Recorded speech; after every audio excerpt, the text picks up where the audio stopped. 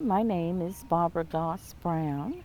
I was born and raised on James Island in the now Ferguson Village community, but that in earlier days it was the Cut Bridge community across from the Dill Plantation. What community? Say it again. It's Ferguson Village right now, but it used to be Cut Bridge. That's what I thought. Cut Bridge. McIntyre. My family, when they left the Dill Plantation, they moved over to McIntyre Estate because they bought the land there. And but my ancestors, my great-great-grandmother was here on the Dill Plantation, is my understanding. And most of my family on the Chisholm side of the family is buried here. I attended W. Gresham Megan High School, but I went on and graduated from James Island High in 1972. I worked for the Medical University of South Carolina. I worked for the Sea Island Incorporation on Johns Island when we worked out of the back of the church. And what we did was we serviced, gave medical care to people in outlying areas that medical care was not. They couldn't get to downtown Charleston to do this care. I worked as a basic laboratory technician.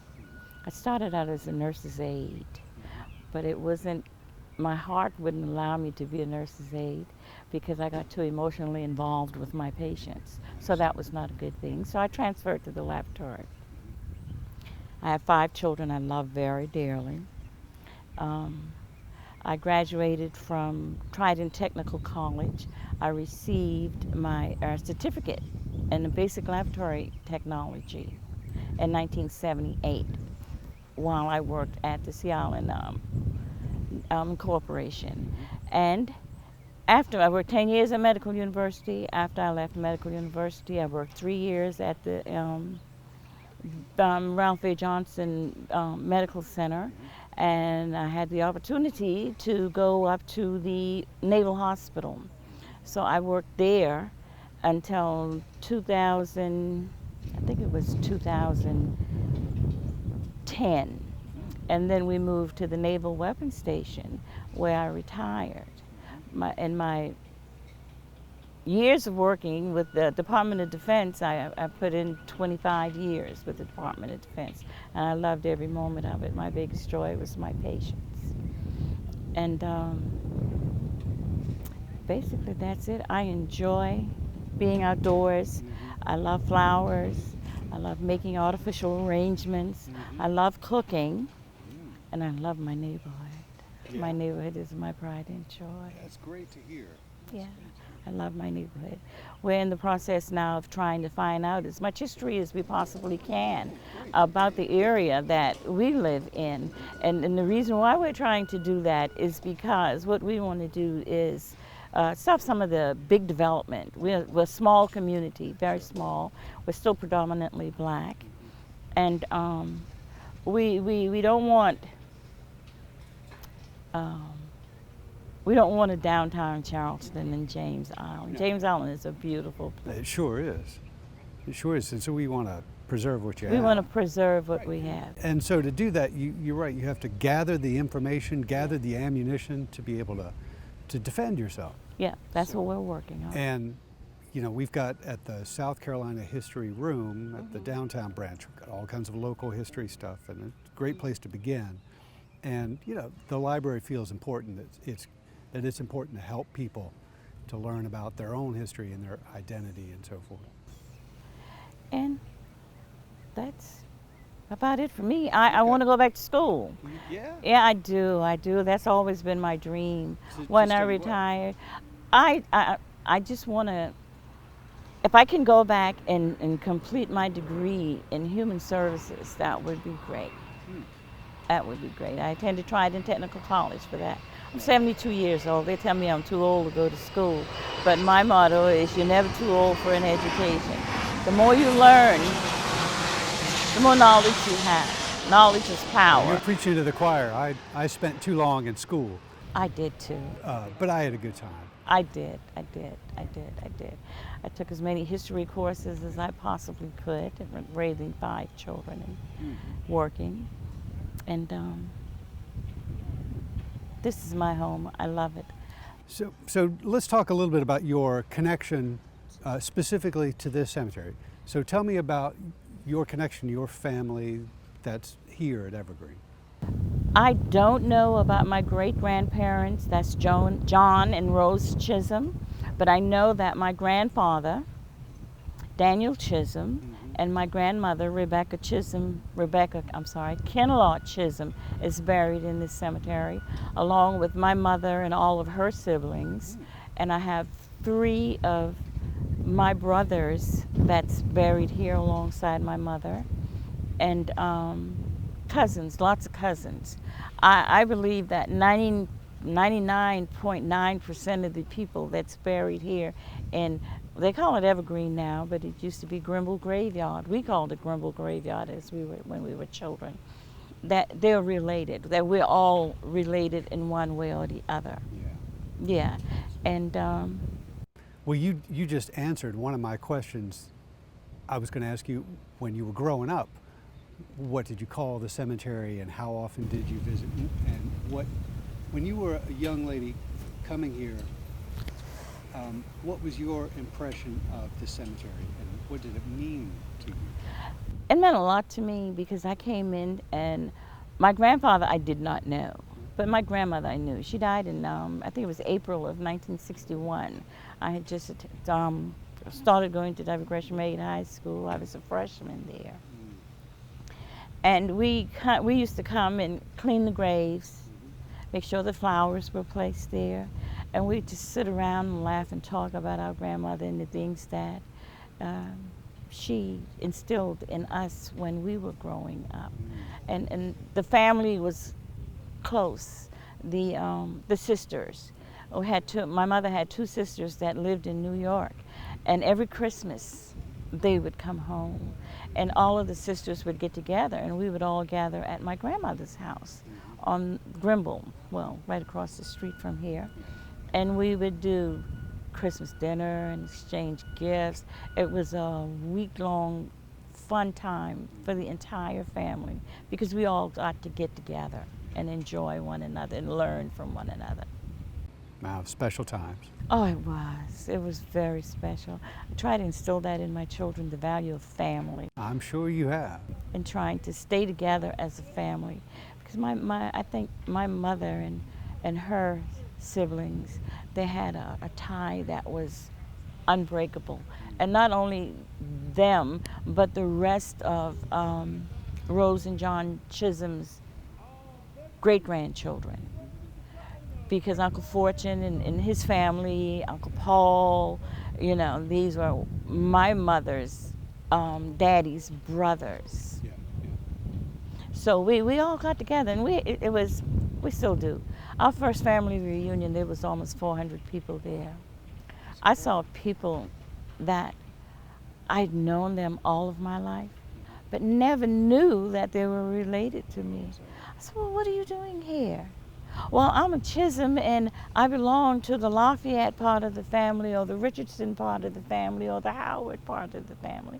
And that's how we found out that we were all in that big pot of Chisholm. Wow. So that's important stuff to realize. And one of the things that it's clear to me just learning about this neighborhood and about the cemetery in particular is that the cemetery is for many people a place that connects them to family that's gone and the memory of their identity here. So it's a special place. So when you were growing up, here's kind of a historical question. There's no right or wrong answer. I just want your memories. When you were growing up, do you remember anybody telling you stories about how this cemetery came to be? Kind of the origins of it.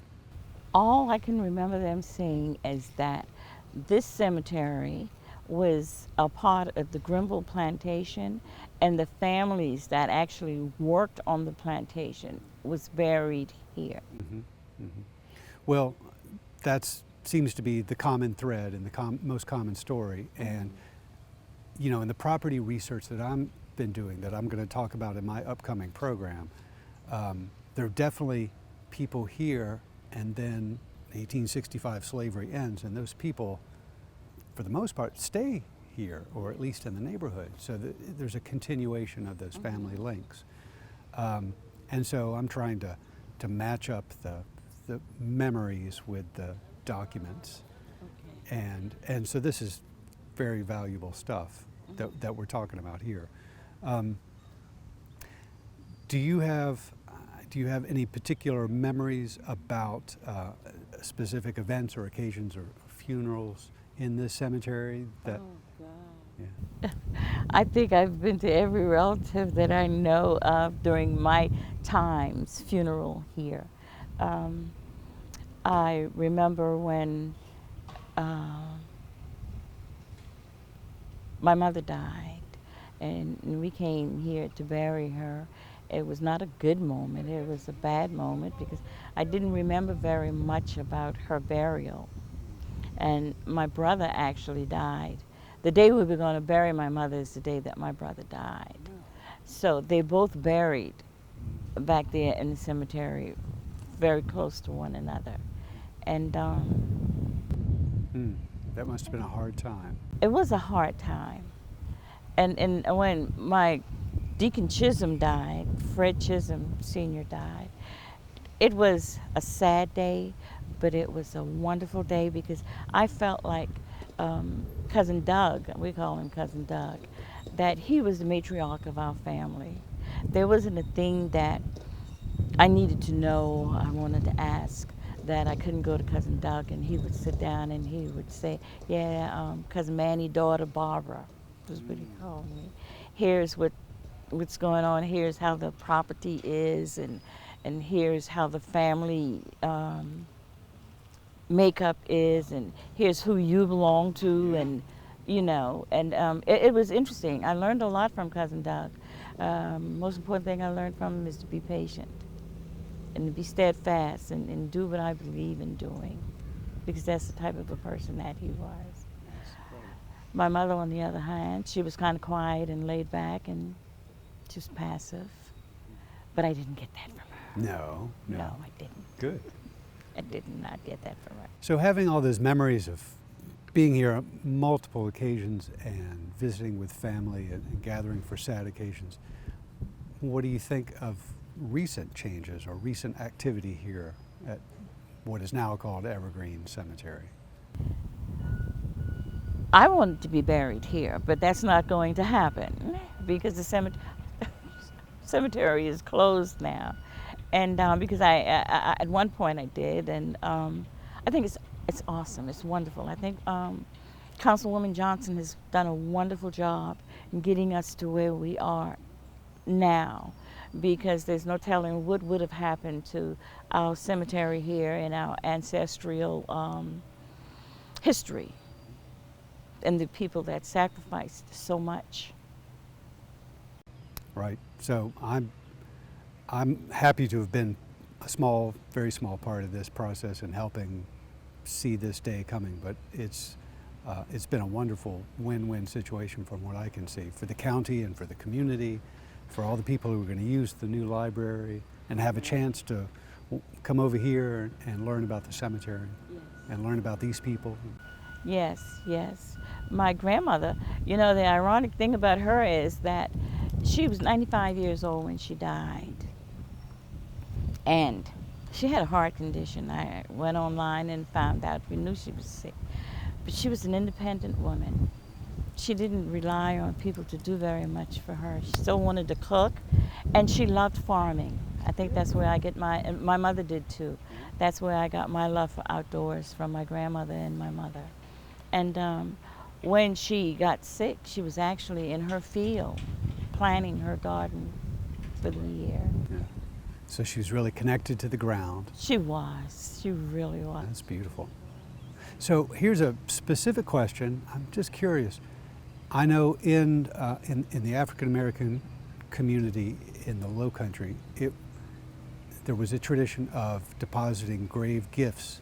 People would visit their ancestors and put something on the grave site, whether it was marked in a prominent way or not.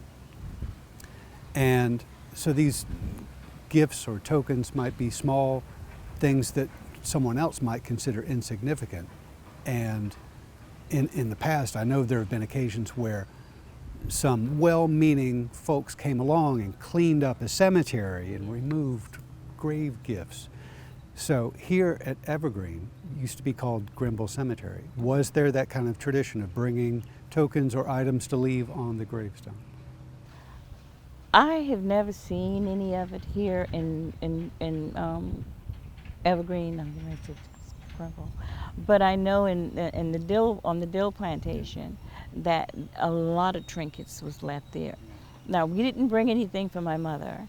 I don't know whether, and we didn't bring anything that I can remember of for my grandmother, and I don't remember seeing very many of those here in Evergreen. I can't say that it wasn't. Well, I was just walking around, and I've been here several times before, but you know, it just rained hard, so that some things are a little easier to see. I noticed there are a number of shells, not pieces of shells, but whole shells, seashells. Okay. So I'm wondering if, you know, I know we're close to the ocean, but somebody might have brought those and left them behind.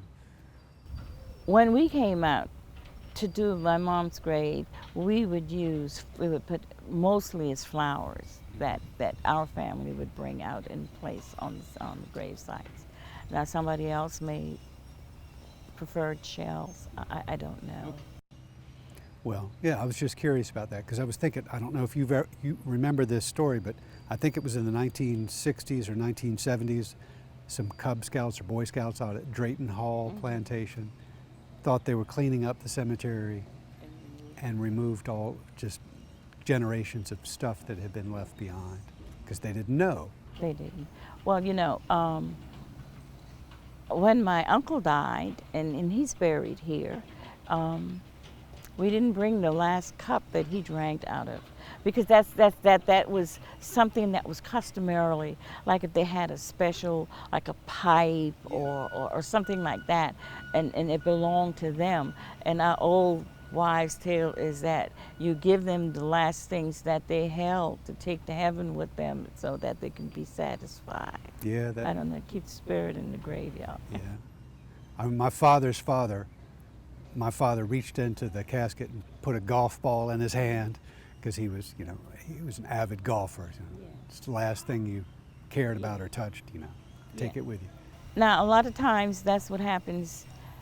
We had several family members that died, and instead of placing it on the grave because, you know, it'll be taken away, what we did was we actually placed it in the coffin with them. So that's something that it's secured and it's safe. Absolutely. Yeah. So do you have any thoughts about kind of the future of Evergreen Cemetery now that it's closed and they won't let you be buried here?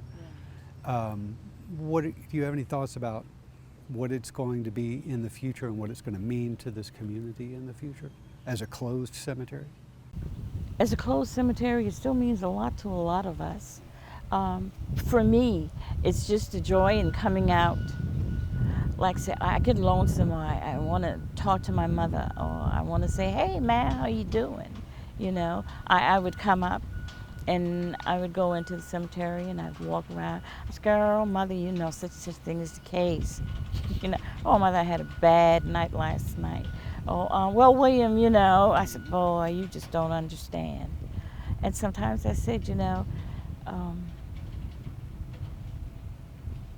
it's hard sometimes because when you lose a loved one and a part of you die with them. And I was my mother's only living daughter. She only had 2 daughters. And I spent most of my time with my mom. I actually slept in my mother's bed. I was 25 years old and still sleeping with her when she died. She said, you need to get out of my bed because I want to die and you're not letting me go. So I had to get out of my mom's bed. And when I get really low or things are not going right, I would come here and I would just stand over her grave and talk to her. And for other family members, we do the same thing. We get together sometimes. My Aunt Chippy and my Aunt Chippy's daughter and her children, we'd sometimes come out and clean, well, while we're cleaning the graves, because we do periodically come out and clean the graves, along with my brother, my one living brother. And it's just a joy. I don't know how to explain to you how we feel when we come into the cemetery. It's a valuable place then. For me it is. It's very valuable. I brought my son and my daughter-in-law out here a couple Sundays ago, and they were taking pictures. I showed them where all of our family members were and told them how we were connected to the Ropers and the Gladdens and the Wilders, because the families intermarried. You know, that's how it happened. And this person is really a Chisholm, but they got married to somebody else. So that's why they have Wilder on the, yes, and the Smalls family. They just got married to one another. But my big dream for the cemetery is that, and that's my dream. Okay. What I see is, I was telling Johnson, and prayerfully before I'm gone, that along with the library being here and how beautiful it is in the scenery, that we would have like a visiting sign, like a crossbar that says either Grimble Graveyard / Evergreen Cemetery in wrought iron, like that. And if I can help it, we're going to work on that. I know that but so much they can do. I was picturing the one at Drayton Hall that says, "Let them rest." Yes. But it's an arch, an iron arch over that. That's what I was thinking about. Aside from, you know, I think it would be beautiful in here at the cemetery and setting off the library, and then people would be able to come in and say, oh, this person died in 1886, was born in 18... Wow, I wonder what is the history behind this family, you know, because that's what I get. That's what my son got. He says, Mommy, I'm going to go ahead and I'm going to write something about it, because he writes. And he says, I want to make sure that your family, because I'm up for preserving family history. I love it. I do. Well, we do too, and that's why we think this is such an important part of this. And I, just as a historian, I'm so happy that the county has worked with the community to make this happen, because I think that this could potentially serve as a kind of a model for similar kind of efforts, because you know there are hundreds and hundreds of forgotten black cemeteries in this community. Yes, that have been overgrown and neglected and forgotten about, or people can't access them anymore. yeah. And that's a big problem. And there are people in the community who are fighting to help preserve these things. Yes. And I think this is a success story that may inspire and empower some other people. I hope so. I pray so, because we're working on my mother's side of the family, the Chisholm side of the family. Most of my family is buried here. On my dad's side of the family, the Goss side of the family, they're buried in Dill's graveyard. And there's another cemetery that butts the Grimble plantation and the Dill plantation, and it's Devil's Nest. And I heard about it as a child, but I've never visited that cemetery. And I'd love to go there. So what's it called again? Devil's Nest. Mm-hmm. And I'd like to see if there is any of my people, my family members, that's buried there. Because they said that cemetery was there during slavery time.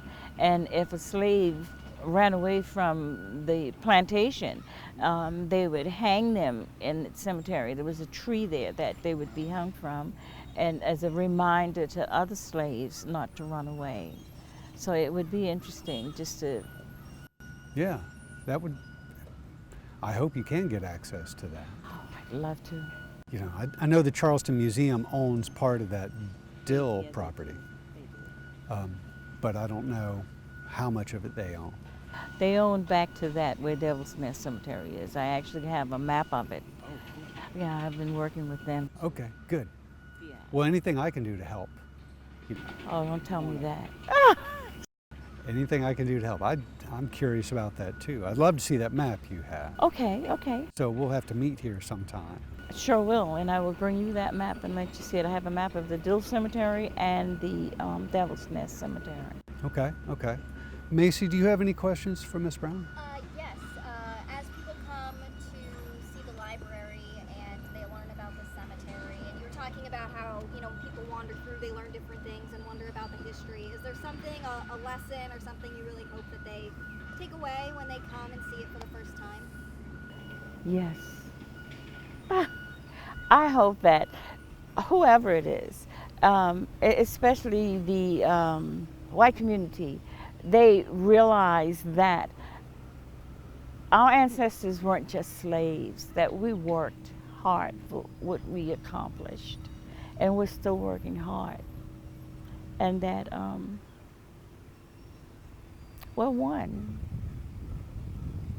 and that we as a black African American, I don't know who I am. They said I'm African American, I'm Indian, so that we could all get together and say James Island or the world is one big family and live together in peace. When we come to the library, sometimes people will walk, it annoys me because if I see you, my first instinct is I'm a Southerner, and Southern hospitality is to say hello. That's just the way we were brought up. We didn't care. We didn't look at the color of the skin or who you were. You say good morning or good afternoon, and I found that lots of times here now it's not happening anymore. People have forgotten. Well, I'll tell you, I live downtown, and I live near the cigar factory, and I walk to the library on Calhoun Street every day. And my wife and I were talking about this. I said, we're not good enough neighbors. We need to make an effort to say good morning, good evening to everybody we pass, and to make an effort, and it makes a difference. It does. You'd be surprised how a friendly smile, or just a head nod can make a difference to everybody. It can save a person's life. Well, this person really cares about me. This person took the time to nod or smile or say hello. And we have so many people moving into the community, and there are going to be people visiting this library in a few weeks who maybe they just moved to James Island, they don't know any of this history, and they're going to come here, and hopefully they'll be curious and say, what's that out there with the cemetery? And they'll be able to learn something. Yes. I'm still trying to find out more history about, I know that my parents, they were farmers. My dad worked with the cigar factory. My mother did some domestic housework, but we also farmed. We hired people to work on our farm. And, I had to work too, because that was, and to realize that we as islanders, we contributed a lot more than people think that we did. And we received, all we want is the dignity and respect that we deserve. I'm so,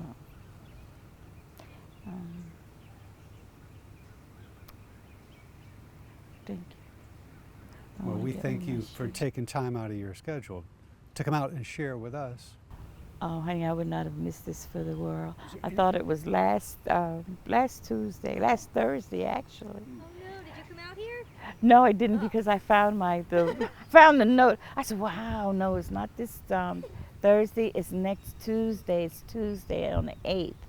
But I was serving at a relative's funeral, so I was able to stay all day because I was going to go and help them and then leave there and come for our interview. Well, I'm glad you were able to stay with them.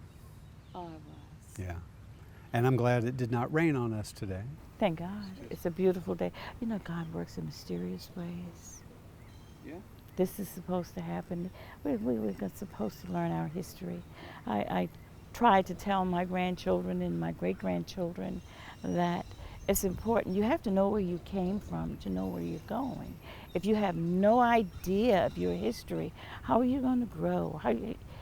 And what I'd like to see in the library also is more history, black history teaching, even in the school system.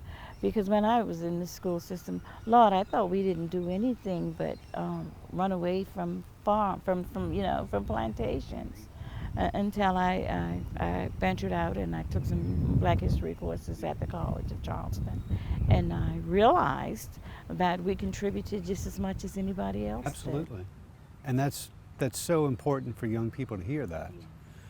And this is another opportunity to help to nail that story down and make it important. Absolutely. So Councilwoman Johnson is an awesome woman. I just have to, I have to applaud her. I'm looking forward to seeing her reaction to the big opening day, which is coming up soon. Yes, I'll be there if Lord's willing. Creek don't, as I used to say, I'll be there if the creek don't rise and the sun continues to shine. Lord's will. Well, we got a creek right here. We hope it don't rise too much. Oh, that's just a small ditch. Yeah. You know, we jumped that ditch. Yeah, we can. Absolutely. Not There- now, the snakes. Oh.